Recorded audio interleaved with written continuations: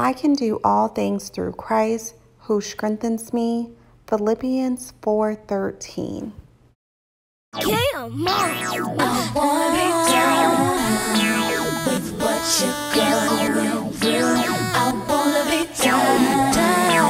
I wanna be down with you. Down with you.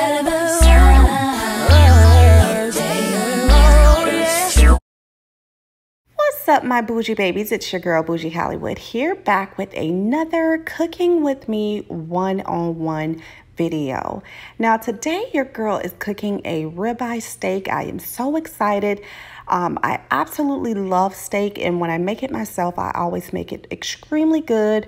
Right now, I'm using my McCormick steak seasoning. I love this seasoning. It definitely gives the steak an extra kick. Then I'm going to just top that bad boy off with some black pepper. And I'm going to add a very little hint of salt because I'm not really big on salt. So I'm going to lightly pour some salt on it. So I am going to go ahead and flip the steak and just apply the seasonings to the back of the steak so we can make sure we get that baby seasoned up and make sure it's very flavorful so that when we do bite into it, we absolutely can't get enough of it.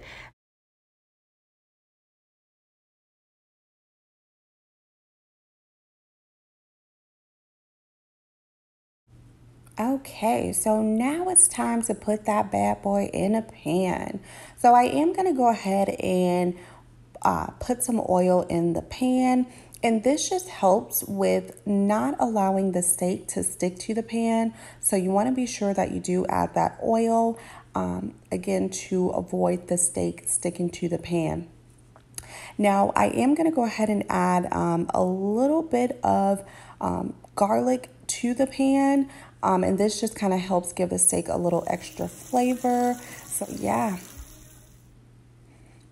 And here I am just poking some holes in my potatoes.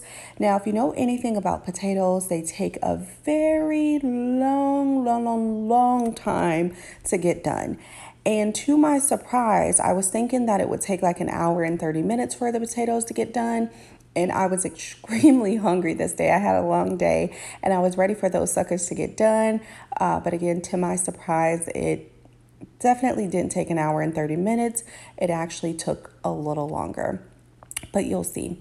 So I'm just poking holes in this one also. And this kind of helps with getting the heat through the potatoes. So yeah, I'm just kind of poking holes all around the potatoes to kind of help get that heat in there to, well, in hopes for it to cook faster, but again, we'll see if that happens.